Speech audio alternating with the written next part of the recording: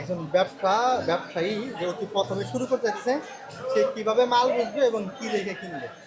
ব্যবসা প্রথম অবস্থায় শুরু করতে গেলে ফার্স্ট টাইম আগে এটা সম্পর্কে বুঝতে হবে হ্যাঁ, হ্যাঁ। যে এই ব্যবসাটা আমটা সম্পর্কেও যদি আমি শুধু বিক্রি করতে যাই, আমটা বিক্রি করতে গেলে আমটা কখন পাকবে, কখন কেমনে পারবে, আমটা মেচিউর হইলো কি হইলো না সেটা আগে বুঝতে হবে। তারপর ওর ব্যবসার মনে করেন যে ধীরে ধীরে এক পর্যায়ে এসে ব্যবসা করতে পারবে।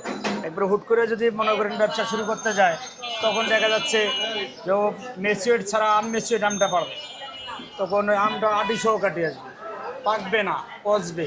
কিন্তু যখন মেচিউর আমটা কাটবে বা মেচিউর আমটা বাড়ার পরে 2-3 দিন রাখলে পরে পাকবে। আর এই মেচিউর আম এটা যে কোনো ব্যক্তি খাইলে তখন একটা আগ্রহ থাকবে, আর মেচিউরটা তো খাবে না। হ্যাঁ, আম হ্যাঁ। মেচিউরটা একবার খাইলে তখন এরকম বাপের নাম ভুলে যাবো যে ও তো আম তো খামই না, আরও পারলে 50 জনের মানা করুন ভাই আম খাইস না। আর এটা আমাদের দেশীয় ফল।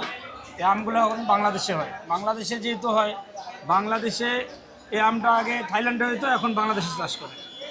বাংলাদেশে চাষ করার ক্ষেত্রে থাইল্যান্ড থেকে এটা আর আমদানি করা লাগতেছে না, এটা আমাদের বাংলাদেশের মানুষের জন্য ভালো, হ্যাঁ, চাহিদা খুব ভালো। মোটামুটি ভালো চাহিদা আছে। আচ্ছা। আর এই আমটা যে তিনি নিবেন, ভালো মন্দের বিষয়টা বলবেন, মার্কেটটা তিনি বুঝবেন কেমন, মানে দাম কেমন কি চলছে? কারণ এখন বর্তমান দেখা যাচ্ছে আনকমন হিসাব করে চলে, এটা নাই একবারে শর্ট আইটেম হিসাবে বর্তমান 280, 60, 70 পাইকারি সেল। যারা এখান থেকে নিয়ে যায় বিক্রি করে 300, 350, 400 টাকা কেজি বিক্রি করবে। হ্যাঁ, হ্যাঁ। একে কোয়ালিটির উপরে ভিত্তি হবে। যখন এটা 3-4 কোয়ালিটিতে আম আছে, ভালোটা 400, 500, 450 এরকম বিক্রি করবে, পরবর্তীতে 300 বেচবে, এরপরে যেরকম মাল এরকম দামে বিক্রি করবে। আপনার যে জিনিসটা যেমন, আপনি এটা ভালোটা ভালো দামে বিক্রি, আপনি ভালোটা ভালো দাম দিয়ে নেবেন, আপনি নর্মালটা নর্মাল দাম দিয়ে নেবেন, তা আপনিও বুঝবেন আমিও বুঝবো। আর একজন ব্যবসায়ীর কি উপরেরটা দেখে নেওয়া উচিত? ধরেন ওই সাইডে দেখলাম যে ধমকায় ধমকায়, এই এটা নাও ওইটা নাও, আর দেখতেছিস না বেশি, উপরে দেখেই নেওয়া উচিত নাকি ভালো করে? আমার টাকা দিয়ে আমি নেব, এটা আম বা যে কোনো কাঁচামাল গাছের ফল যেহেতু সবগুলো একুরেট হবে না। হ্যাঁ, হ্যাঁ, খুব সুন্দর। 19, 20, 18, 20, 17, 15, 20 পর্যন্ত হবে। তো আপনি 19, 20, 18, 20 পর্যন্ত আপনাকে নিতে হবে। আপনি যে মনে করেন যে 20 আর হলো 10 যদি দেয়, তাহলে তো আপনার সম্ভব হ্যাঁ, না। হ্যাঁ, হ্যাঁ, আপনি right. টাকা দিয়ে নেবেন, তখন তো আপনি বেচতেই পারবেন না। আর এটার নিয়ম হচ্ছে, আমার টাকা দিয়ে আমি জিনিসটা নেব, দেখি নেব। আর দেখি নেওয়ার ক্ষেত্রে অনেক সময় দেখা যায় মাল যদি নিয়ম হয় তখন দেখতে দেয় না। আমাদের ঘরে যদি কেউ আসে, আমরা যদি মানুষ চায় যে পুরাটা খুলে দিবে, পুরাটা দেখে নেবে, আমরা সম্ভব। অন্য গ্রেডে সাজায় নেবে, তাও দেবো।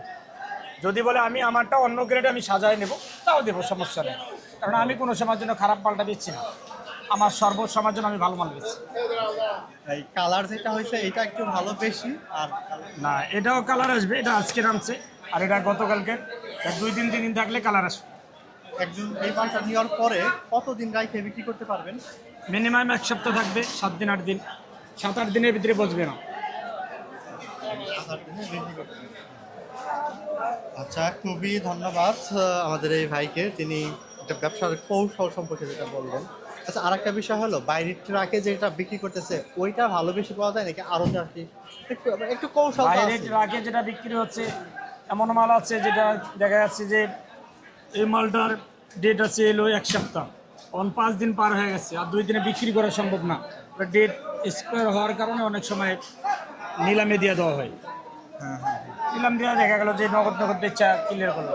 আর যেটা দেখা যাচ্ছে যে ওটা দীর্ঘ সময় নিয়ে বেচতে পারলো, ওটা হাতে কেটে এরকম বিক্রি করা হয়। ঠিক আছে ভাইজান, ধন্যবাদ।